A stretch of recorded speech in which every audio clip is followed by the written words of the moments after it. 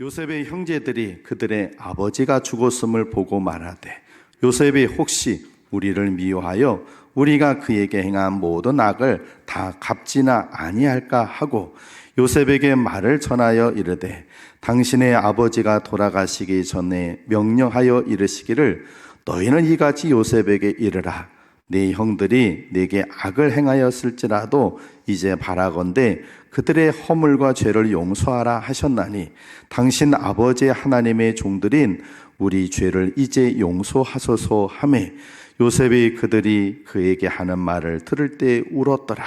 그의 형들이 또 친히 와서 요셉의 앞에 엎드려 이르되 우리는 당신의 종들이니이다. 요셉이 그들에게 이르되 두려워하지 마소서. 내가 하나님을 대신하리이까.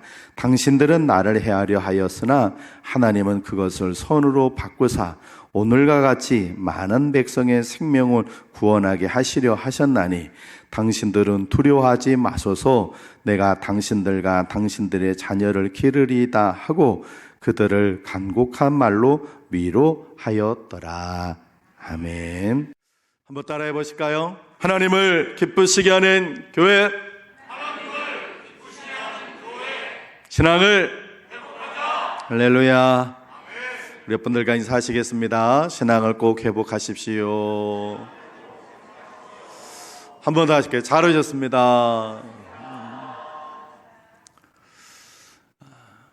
오늘 말씀 들으실 때 하나님께 여러분들의 큰 은혜 부어주시길 주님의 이름으로 축복합니다. 여러분은 어느 나라 사람입니까? 네네네. 걱정을 해서 이렇게 질문하면 뭐 하늘나라, 뭐 천국 이렇게 너무 영적으로 대답하시면 어떡할까? 네, 그렇습니다. 대한민국 백성이죠. 국민입니다. 그러면 여러분들이 미국을 여행을 가서 미국에 있는 햄버거를 드시면서 미국 사람과 만나고 또 미국을 구경하며 미국에 있는 잠자리에서 주무시고 또 혹 몇몇 분들은 영어를 좀 잘하셔서 미국 사람과 영어로 말도 하신다면 그때는 여러분은 어느 나라 사람입니까? 예? 그래도 대한민국 사람입니까? 그렇죠. 예. 우리가 대한민국 백성이 미국 가서 언어를 영어를 쓰고 미국 음식을 먹고 미국의 잠을 자더라도 우리는 대한민국 사람입니다.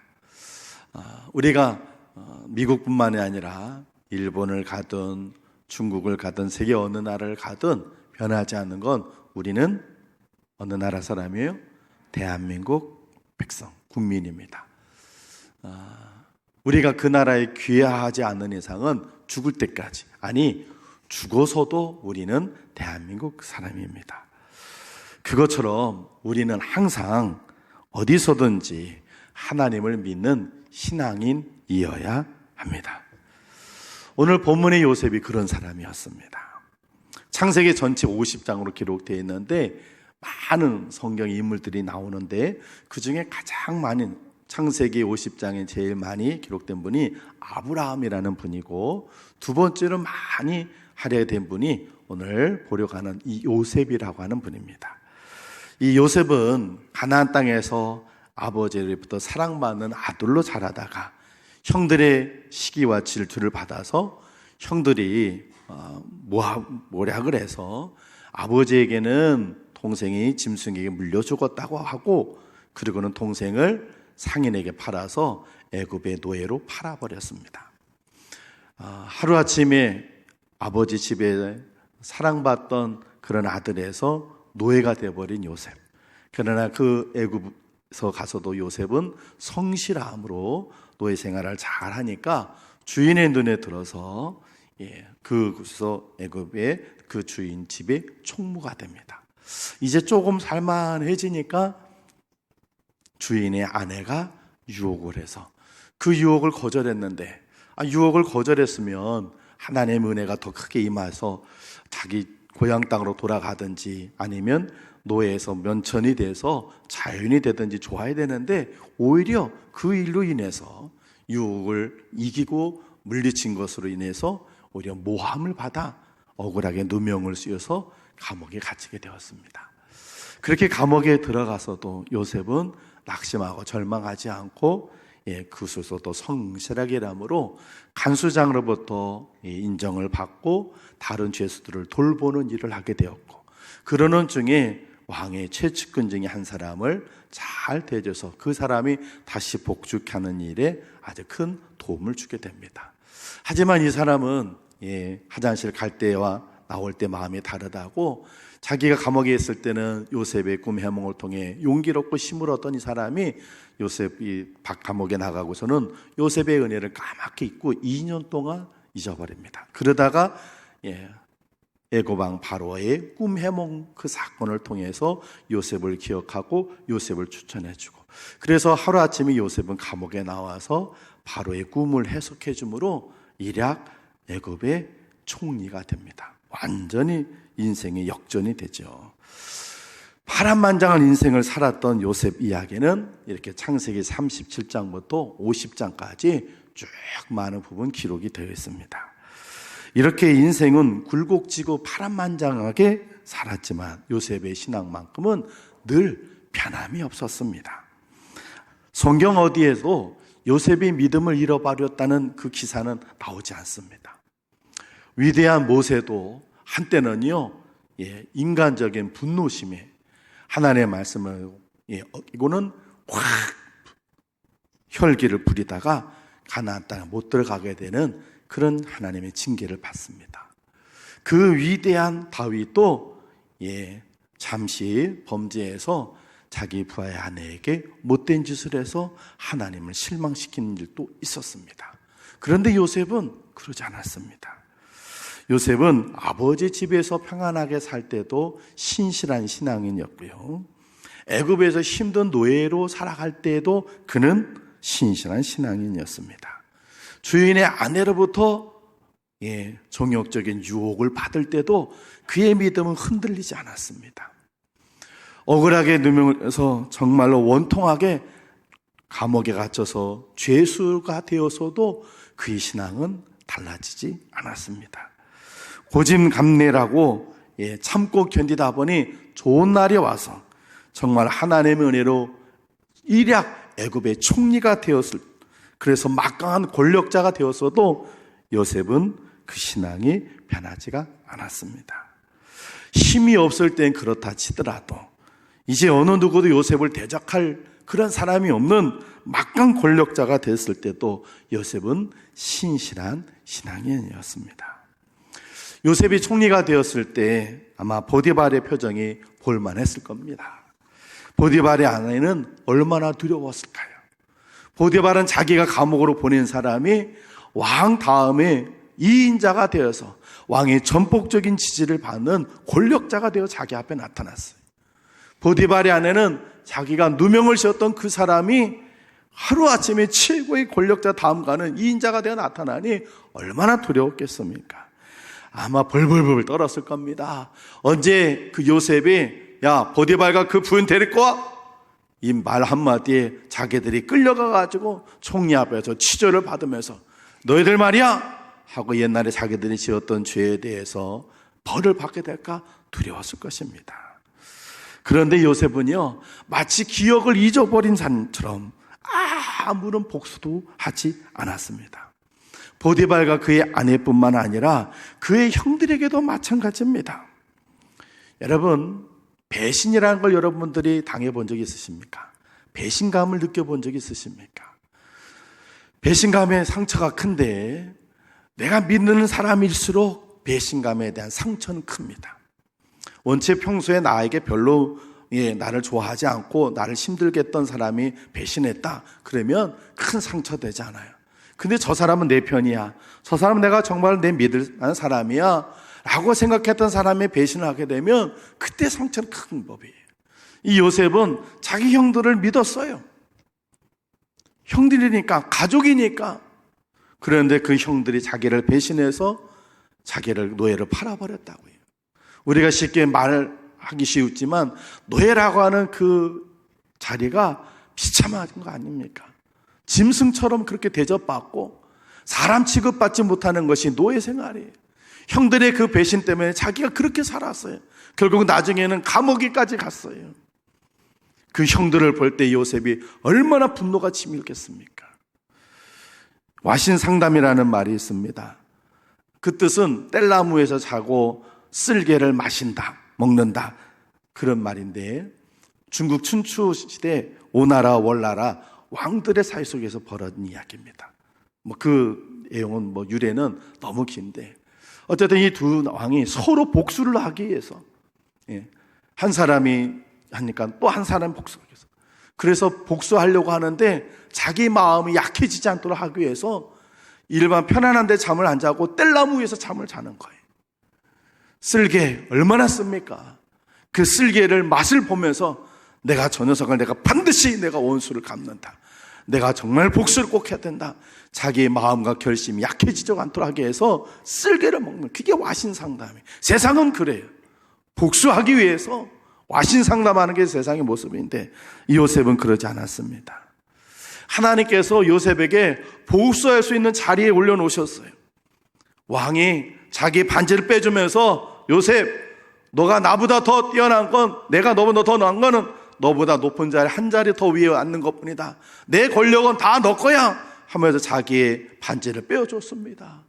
하나님께서 요셉을 그런 자리에 만들어주시고, 복수할 수 있는 그 형들을 가나안 땅에서 요셉 앞으로 다 데리고 왔어요. 가나안 땅에 가뭄이 들어서 하나님께서 상을 베풀어 주셨어요. 요셉, 네 눈에 피눈물을 나게 했던 네 형들에게 너가 마음껏 복수해봐라 하고 하나님께서 자리를 만들어 주신 거예요. 그런데 요셉은 그런 자리에서 어떻게 합니까? 우리 창세기 45장 앞에 화면에 말씀이 있는데 같이 한번 읽어보겠습니다. 시작. 요셉의 형들에게 이르되 내게로 가까이 오소서. 그들이 가까이 가니 이르되 나는 당신들의 아우 요셉이니 당신들이 애굽의 판자라. 당신들이 나를 이곳에 팔았다고 해서 근심하지 마소서, 한탄하지 마소서. 하나님이 생명을 구원하시려고 나를 당신들보다 먼저 보내셨나이다. 아멘. 와, 요셉이 형들을 오히려 위로해요. 걱정하지 마세요, 형님들. 형님들이 나를 팔았지만 나는 형님들에게 복수하지 않습니다. 요셉의 아버지가 살아있을 때에는 요셉이 그러지 않을 것 같았는데 아버지가 죽었습니다. 아버지가 죽고 나니까 형들이 겁이 났어요. 아버지 때문에 요셉이 우리를 복수하지 않았지만 아버지가 돌아가시니까 이제 요셉이 복수하지 않을까 두려워요. 그런 형들에게 요셉이 얘기합니다. 오늘 본문의 말씀인데 19절부터 21절까지 같이 한번 읽어보겠습니다. 시작.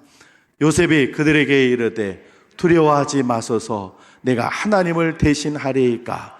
당신들은 나를 해하려 하였으나 하나님은 그것을 선으로 바꾸사 오늘과 같이 많은 백성의 생명을 구원하게 하시려 하셨나니 당신들은 두려워하지 마소서. 내가 당신들과 당신들의 자녀를 기르리이다 하고 그들을 간곡한 말로 위로하였더라. 아멘. 요셉은요, 자기가 복수할 수 있는 자리에도 그 자리 그때에도 요셉은 신실한 신앙인이라 오히려 두려워 떨고 있는 형들을 위로해주고 용서해 주었습니다. 요셉은 변함없는 신앙인이었습니다.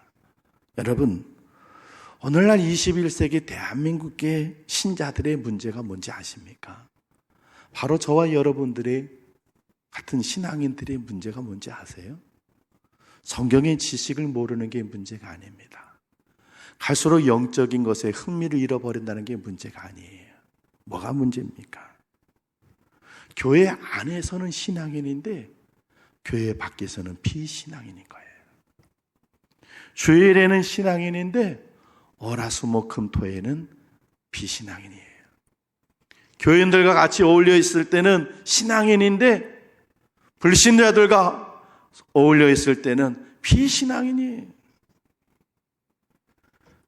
여러 사람 같이 있을 때 신앙인인데 싶은데 혼자 있을 때는 그렇지 않다는 게 이게 문제예요. 어떤 집사님이 계십니다. 감사하게도 이분 사업하시는 분인데 자기가 어떻게 해서 큰 프로젝트를 외국에서 따냈어요. 자기 회사를 막 키울 수 있는 기회이긴 한데 너무 덩치가 커. 그래서 이분이 욕심을 버렸어요. 그래가지고는 장로님을 찾아갔어요. 잘리던 장로님한테, 사업하는 장로님께. 그래서 장로님, 제가 이런 프로젝트를 땄는데 제가 감당하기에 너무 큰 프로젝트입니다. 그러니 장로님께 이 프로젝트를 넘기겠습니다. 장로님께서 이 프로젝트를 해서 사업을 하셔서 돈을 많이 버십시오. 그리고 대신 한 가지 조건이 있습니다. 수익이 생기면 수익의 1%를 제가 부탁드리는 선교단체에 선교금으로 좀 보내주십시오. 선교비를 보내주십시오. 부탁을 했어요. 그때는 이 장로님이, 이 사람아, 아니 11조를 달라고 해도 줄 판인데 1%를 하려고 하면 당연히 주지. 그러게. 그랬어요. 그래서 이 집사님이 자기가 고생해서 딴 그 프로젝트를 그 장로님께 드렸어요. 이 장로님이 그 프로젝트를 가지고 사업을 해가지고는 수익이 점점 생겼습니다. 그렇게부터 한 6개월쯤 지나서 이 집사님이 선교단체 목사님께 전화를 드렸습니다. 안부 전화를 하고 그러면서 물어봤습니다. 목사님, 이런 데서 선교비가 잘 들어오고 있지요? 그랬더니 목사님이 잘 못 들어봤는데요. 제가 한번 알아볼게요. 그러더니 알아봤더니 선교비가 들어오지 않아요. 집사님, 뭔가 착오가 있는 것 같으네요. 그곳에서는 우리 선교비가 들어오지 않습니다. 분명히 약속을 했는데요. 알겠습니다, 목사님. 그러고는 그 장로님한테 전화했습니다. 장로님, 아니 벌써 수익이 생긴 지 6개월이 지났는데 왜 아직도 선교비가 지불되지 않습니까? 그때 장로님이 약속하지 않으셨습니까? 제가 이 프로젝트를 드리는 조건으로 1%만, 수익의 1%만 선교비를 지원해달라고 할 때 그때 장로님 흔쾌히 허락하시고 왜 아직도 지금 몇 달이 지났는데 이럽니까? 그러니까 장로님이 이 사람아, 하다 보니까 좀 늦어진 거지. 알았어, 걱정하지 마. 그러더래요. 그래서 알겠습니다. 그러고부터 또 6개월이 지나 1년이 지날 때 또 그 선교단체 목사님하고 전화통화하다가 집사님이 그냥 목사님, 선교비 잘 들어오고 있죠? 그랬더니 집사님, 지난번에 그러셨는데 제가 거기서 그런 데서는 오지 않습니다. 뭔가 착오가 있는 것 같아요. 그렇게 얘기를 해요. 확인해 보니까 1년 동안 선교비가 하나도 들어오질 않았어요. 이 집사님이 너무 속이 상하고 화가 나가지고 장로님한테, 장로님, 1년 전에 장로님 저하고 약속하지 않으셨습니까? 저는 장로님이시라서 장로님을 믿고 어떤 계약서도 쓰지 않고 그렇게 말씀을 드렸는데 장로님 말씀하시고서는 왜 아직도 1년 지났는데 선교비가 안 들어갑니까? 그리고 이 집사님 따지니까 이 장로님이 이 사람아, 사업하는데 무슨 장로 집사를 이렇게 맨날 따지고 그래? 그러더랍니다. 사업할 때는 장로님이 아닙니까? 교회에서 대표 기도할 때만 장로님이신가요? 장로님은 교회에서뿐만이 아니라 사업할 때도 장로님이 되어져요. 사업을 할 때에도 하나님 말씀에 근거하여 사업을 하고 그 사업장을 통해 하나님의 영광이 나타나도록 해야 합니다. 그 사업장을 하나님께서 원하시는 대로 운영해서 하나님의 나라가 그 사업장에 임하게 해야 합니다. 교회당 안에서만 장로님이 아니라 당신의 회사와 직장과 사업장에서도 사무실에서도 장로님은 장로님이 되셔야 하는 겁니다.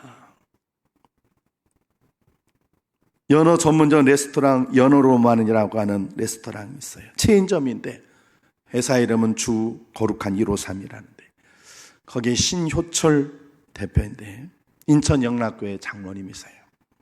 전국에 25개 체인점이 있습니다. 근데 이분이 이 사업장을 어떻게 운영을 하시냐? 주일에는 문을 닫습니다. 그리고 식당에 술을 팔지 않습니다. 여러분, 식당에 주일에 문을 닫아요. 제일 많이 손님 오는 날, 그러나 그날 문을 닫습니다. 그리고 식당에 술을 팔지 않습니다. 요즘 식당 가보면 낮이고 저녁이고 밥 먹을 때 그렇게 술 먹는 사람들이 많아요. 그런데 식당에서 아예 술을 팔지 않아요. 그리고는 식당 밖에 간판에는 영어로 Only Jesus. 그리고 매장 안에서 항상 찬양이 흘러나도록. 어느 매장이나 다 똑같아요. 이거는 매장을 운영할 때 조건이에요. 그리고 종이컵에는 성경 말씀이 적혀 있고 그 매장의 한쪽 벽에는 시편 110편 105절 주의 말씀은 내 발의 등이요 내 길의 빛이니라 새겨져 있어요. 여기가 교회인지 레스토랑인지 헷갈릴 정도예요. 자, 한번 사진을 한번 드릴게요. 저게 인천에 있는 한 점인데 Only Jesus라고 저렇게 간판 쪽에 써 있습니다. 또 서울에 있는 한 지점에 저렇게 Only Jesus 영어로 써 있어요. 다음에 그 안에 들어가서 보면 저 수조하고 냅킨, 물티슈 거기에 연어로만 써 있고 그 밑에 기도하는 심정으로 준비를 했습니다 하고 문구가 써 있어요. 그리고 먹다가 남긴 거 포장해 갈 때 포장지 안에 보면 연어로만이라고 하는 상표만 있을 뿐만 아니라 그 위에 Only Jesus 바로 써 있어요. 여러분 적어도 장로님이 사업하시면 이 정도 돼야 되는 것 아닙니까? 교회 안에서만 장로님이 아니라 사업을 운영하면서도 장로님처럼 신앙인처럼 운영하는 거예요. 여러분, 여러분들은 운전할 때도 신앙인이십니까? 운전을 하다 보면 어떤 때는요, 운전을 해서 차를 좀 깜빡 켜고 들어가려고 저 태평동 갔다가 우리 교회로 들어오려고 그러면 태평동 쪽에 저렇게 들어와서 들어와가지고는 1차선으로 들어왔다가 좌회전해야 우리 교회로 들어오니까 들어가려면 차들이 막 해서 깜빡이를 한 번은 켜는데도 안 비켜주는 거예요. 내가 자기 앞에 껴있는 거 난 저쪽으로 더 넘어가야 되는데 좀 비켜주지. 끝까지 안 비켜주고 막. 그래서 사람 좀 그리고 지나가고 그 다음에 그 뒤로 차 들어가 보니까 루미엘 안에 보니까 십자가가 흔들흔들 거리고 있어요. 교회 다니는 사람인데.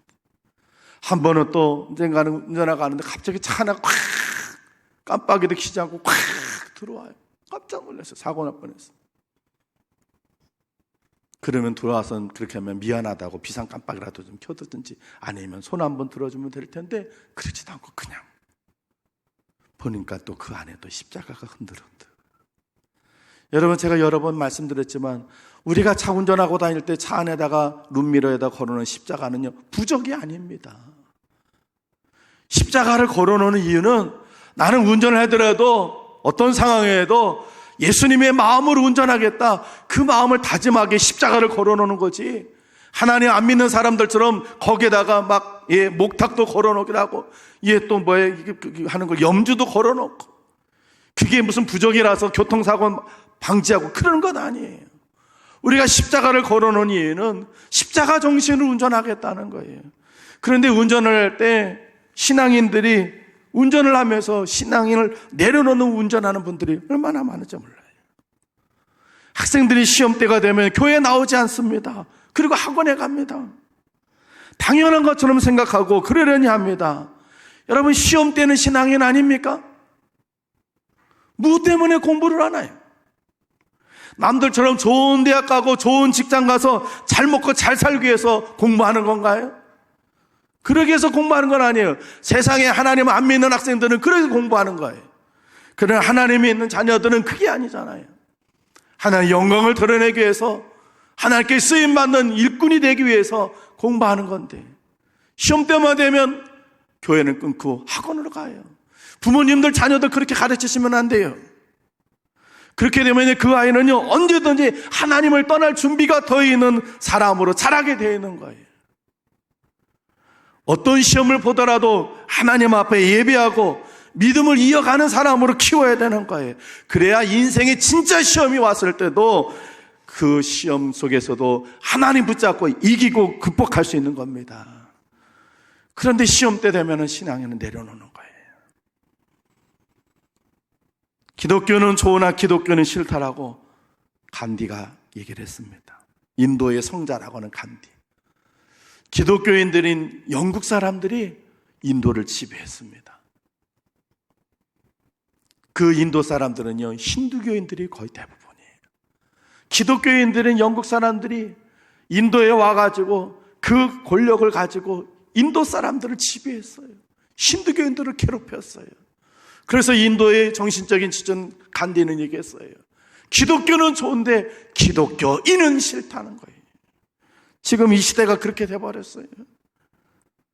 한국 사람들 교회를 요구합니다. 기독교인들을 비난합니다.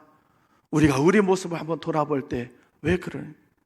그들이 잘못된 게 아니야. 우리가 교회 안에서만 신앙인이, 교회 밖에서는 신앙인이 아니. 주일에만 신앙인이고 월화수목금토일에는 비신앙인이. 교인들하고 어울릴 때만 신앙인이고 비신앙인하고 같이 있을 때는, 불신자들 있을 때는 똑같이 불신자처럼 똑같이 한단 말이지. 우리는 전천후 신앙인이 되어야 할 줄로 믿습니다. 이 전천후라는 말은 어떠한 상황에도 제 기능을 다 할 수 있는 거예요. 그러니까 교회 안에서뿐만 아니라 교회 밖에서 가정이든 직장이든 친구들과의 모임이든 우리는 신앙인이 되어야 합니다. 같은 교우들뿐만 아니라 불신자하고 섞여서 있을 때에도 우리는 신앙인이어야 합니다. 아니, 아무도 없고 나 혼자 있을 때에도 우리는 신앙인이어야 합니다. 지금처럼 안정되고 평화롭고 여유롭게 있을 때뿐만 아니라 살다 보면 우리의 감정이 요동치고 힘들어질 때가 있어요. 때로 살다 보면 화가 날 때도 있고 속에 분노가 치밀 때도 있어요. 그때에도 우리 신앙인인 건 내려놓지 말고 그때에도 우린 신앙인이 되어야 돼요. 주일 저녁에 저희 아이들이 이제 서울에 가게 해서 대전역에서 SRT를 타고 올라갑니다. 그러면 제가 데려다 주는데, 저녁 먹고 이제 데려다 주면, 한 번은 아이들을 데려다 주는데 대전역을 가는데 이 도청 앞쪽에서 이렇게 길을 가는데 한 차가 확 껴들어가는 거예요. 꿍깡꿍깡꿍깡꿍깡꿍깡. 아주 소리가 막 젊은 친구 같은데 확 그냥 차를 확 꺼들고 미안하다는 것도 없이 그러고는 확 갑니다. 그런데 그때 저희 딸이 옆에 앉아 있다가 저보고 그럽니다. 아빠, 우리나라도 미국처럼 총기를 일반 사람들이 갖는 걸 좀 허용했으면 좋겠어요. 그러는 거예요. 그래서 제가 왜? 갑자기 운전을 왜? 그랬더니 저런 것들 다 총으로 쏴버리게요. 내가 야, 너 무슨 말 그래? 야, 그럼 큰일 나. 저렇게 저희 딸이 화가 많은 거예요. 절대로 대한민국 총기 사용 허가하면 안 돼요. 그러면 우리나라 국민 절반으로 줄어요. 왜? 그렇게 운전하고 막 다시 총질을 할 거 아니에요. 큰일 납니다. 안 돼요. 여러분, 화가 나더라도 분노, 예수 믿는다고 화 안 낼 수는 없어요. 예수 믿는 사람도 어떤 때 화가 나고 다툴 때도 있어요. 의견이 충돌해서 할 때도 있어요. 그럴 때라도 우리는 신앙인이어야 합니다. 할렐루야. 여러분, 우리는 어느 순간에도 우리는 신앙인이어야 합니다. 그런데 여기까지는요, 우리가 모르는 바도 아니고 원하지 않는 바도 아니에요. 우리 모두 다 그렇게 살고 싶잖아요. 그런데 그렇게 늘 신실한 신앙인이 되지 못하는 이유가 있어요. 왜 그런지 아세요? 오늘 두 가지만 말씀을 드릴게요. 첫 번째는요, 우리 안에 예수님이 죽어서 그래요. 우리 안에 내가 죽고 예수님이 살아나셔야, 나는 죽고 예수님께서 내 안에 살아 계셔야 내가 교회 안에서뿐만 아니라 저 교회 밖에 나가서도 예수 믿는 사람이 되는데, 내 안에 예수님은 죽고 교회 안에서는 예수님이 좀 살아계신 것 같은데 교회 막만 하면 예수님은 돌아가시고 내가 주인이 돼가지고 내 정욕, 내 의지가 막 앞서 있으니까, 그러니까 교회만 나가면 예수님은 죽으시니까 그렇게 안 되는 거예요. 그래서 사도 바울이 이런 고백을 했어요. 고린도전 15장 31절 우리 같이 한번 읽어보겠습니다. 시작. 형제들아, 내가 그리스도 예수 우리 주 안에서 가진 바 너희에 대한 나의 자랑을 두고 단언하노니 나는 날마다 죽노라. 아멘. 고린도 교회 성도들에게, 그 싸움박질하고 맨날 다투고 싸우는 고린도 교회 성도들에게 바울이 편지를 보내서 나는 날마다 죽는다 그랬어요.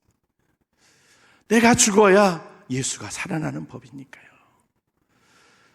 사도 바울이 갈라디아 교회더라도 우리가 이렇게 잘하고 있는 고백했습니다. 우리 같이 한번 읽어보겠습니다. 시작. 내가 그리스도와 함께 십자가에 못 박혔나니 그런즉 이제는 내가 사는 것이 아니요 오직 내 안에 그리스도께서 사시는 것이라. 이제 내가 육체 가운데 사는 것은 나를 사랑하사 나를 위하여 자기 자신을 버리신 하나님의 아들을 믿는 믿음 안에서 사는 것이라. 아멘. 여러분, 우리 안에 예수님이 살아계셔야 합니다. 할렐루야. 우리 안에 예수님이 살아계셔야 돼. 그저 예수님 우리가 믿는다고 하는 그 마음 가지고는 안 돼. 우리 안에 예수님께서 살아계셔야 돼. 교회 밖에 나가서 어떤 자리, 어떤 상황, 어떤 여건 속에 살더라도 늘 예수님이 우리 안에 살아계셔야 우리가 전초는 신앙인이 될 수 있어요. 두 번째는요, 성령의 임재하심이 있어야 돼요. 그 성령의 임재가 없으니까 우리가 죽은 그리스도인이 되는 거예요. 갈라디아서 5장 16절 이렇게 말씀하고 계십니다. 같이 읽습니다. 시작. 내가 이르노니 너희는 성령을 따라 행하라. 그리하면 육체의 욕심을 이루지 아니하리라. 아멘. 성령을 따라 행하라. 그러면 육체의 욕심을 이루지 아니하리라. 여러분, 예수님의 제자들도요, 성령 받기 전까지는요, 예수님 앞에서만 크리스찬이었어요. 예수님과 같이 다닐 때만 크리스찬이었어요. 그러다가 예수님께 붙잡히시는 날은 다 도망가 버렸고, 산헤드린 공의 앞에서는 예수님 모른다고 부인했어요. 로마 병사들 앞에서는 주님 떠나버렸어요. 그랬던 그 제자들이 오순절 마가다바에 성령을 받고 나서는 크리스찬이 되는데, 산헤드린 공의 앞에서 담대히 나사렛 예수가 하나님의 아들이시고 메시아 그리스도입니다 고백했어요. 산헤드린 공의원들이 치직을 째면서 너희들 나가 떠들지 마라 그래도 그들이 얘기합니다. 우리가 이 말하는 것, 너희들을 기쁘게 하랴, 하나님을 기쁘게 하랴. 그러면서 그들은 죽음 앞에서도 그리스도인인 것을 고백했습니다. 성령의 임재하심, 성령의 능력을 받으니까 그들이 세상에 나가서 죽은 그리스도인이 아니라 살아있는 그리스도로 살고 있는 거예요. 사랑하는 성도 여러분, 우리 안에 예수 그리스도가 살아계시고 성령의 능력을 우리가 힘입어야 할 줄로 믿습니다. 그래야 우리가 세상 나가서도 우린 크리스찬으로, 전천후 그리스도인으로 살아갈 수 있어요. 우리가 왜 그렇게 살아야 되는지 마지막 이유를 말씀드리고 설교를 마치겠습니다. 교회 안에서만 그렇게 하면, 교회 밖에서 그것이 왜 중요하냐면, 주님께서 이렇게 말씀하셨기 때문에 그래요. 마태복음 10장 32절, 33절 같이 한번 마지막 읽어보겠습니다. 시작. 누구든지 사람 앞에서 나를 시인하면 나도 하늘에 계신 내 아버지 앞에서 그를 시인할 것이요, 누구든지 사람 앞에서 나를 부인하면 나도 하늘에 계신 내 아버지 앞에서 그를 부인하리라. 아멘. 내가 사람 앞에서 예수님을 부인하면 주님도 하나님 아버지 앞에서 저와 여러분은 모른다 하겠다 하셨어요.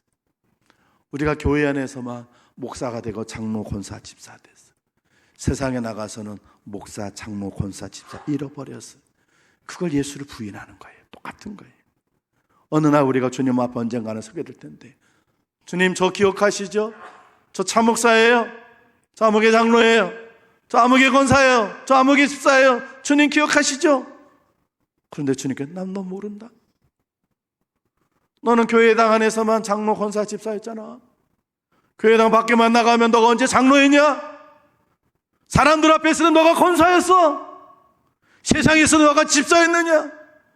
너의 삶을 통해 나를 증거한 것이 있었냐? 난 너 모른다 라고 하실 수 있다는 거예요. 정말로 무서운 말이에요. 그저 사람들 나는 크리스찬입니다 라고 말하는 게 중요한 게 아니에요. 우리가 세상에 나가서 진짜 신앙인이 되어야 할 줄로 믿습니다.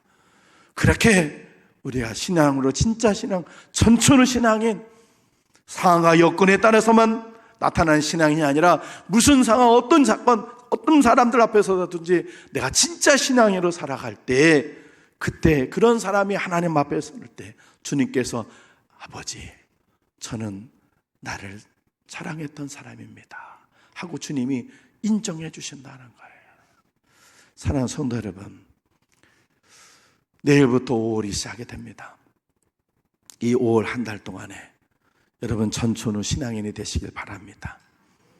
주일만, 교회 안에서만 신자들하고만 신앙인 되지 마시고 오히려 교회 밖에서 불신자들하고 또 때로는 정말 화가 나서 막 분노가 치면 그런 상황일지라도 여러분 믿음 잃어버리지 않고 꼭 신앙인 살아가셔서 5월 한 달 동안에 어떤 자리든지 천춘후 진실한 신앙은 요셉과 같은 신앙이 되시길 주 이름으로 축원을 드립니다.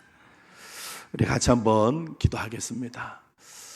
우리 4월 한 달 동안에 하나님 우리들의 모습을 뒤돌아보니 부끄러운 것 투성입니다. 교회 안에서는 신앙인이었는데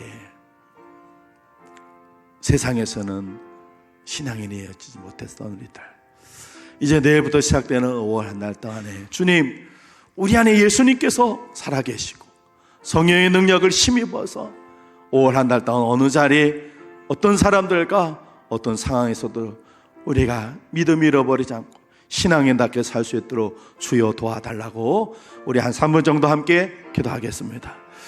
하나님 아버지 감사합니다. 4월의 마지막 날, 이 4월 한 달을 뒤돌아보니 부끄럽고 창피한 게 얼마나 많은지, 교회 안에서는 하나님 안에서는 신앙인인 것처럼 생겼다. 세상에 나가 하나님 유혹이 오고 여러 가지 여건과 상황이 되었을 때 우리는 신앙인 것을 내려놓았습니다. 불신자처럼 행동했습니다. 불신자처럼 말했습니다. 하나님을 안 믿는 사람처럼, 하나님이 안 계신 것처럼 그렇게 행동했습니다. 우리를 용서해 주시옵소서. 이제 내일부터 시작되는 5월 한 달 동안에 하나님, 우리가 어디서든지 무슨 하든지 어떤 사람이 있든지 하나님 온전한 신앙인 신실한 신앙을 살기를 소망합니다. 그래서 주님 앞에 서는 날 주님을 부인하는 자가 아니라 주님을 시인하는 자가 되어서 하나님께 응한 우리 모두대로 주여 도와주시되, 주님 우리 안에 예수님 늘 살아계시고 역사해 주시고 성령의 능력과 힘으로 하나님 5월 한 달도 승리할 수 있도록 주님 도와 주시옵소서. 하나님 아버지, 4월 한 달을 뒤돌아보니 부끄럽고 창피한 게 많습니다. 교회 안에서 하나님 앞에서만 신앙인인 것처럼 행동하고 세상에 나가서는 불신자와 다를 바 없이 살았던 우리들을 용서하여 주시옵소서. 주님, 우리 안에 주님이 살아계셔야 하는데 세상에만 나가면 주님은 사라지고 우리만 남습니다. 이제 5월 한 달 어디서 무슨 일 하든지 주님 우리 안에 살아계셔서 우리를 다스려 주시옵소서. 성령의 임재하심과 성령의 능력으로 우리를 붙잡아 주셔서 5월 한 달 동안에 세상에 나가서 예수 그리스도를 마음껏 증거하고 자랑하는, 주님을 인정하고 인하는 그런 사람으로 살게 도와 주시옵소서. 예수님 귀하신 이름으로 기도합니다. 아멘.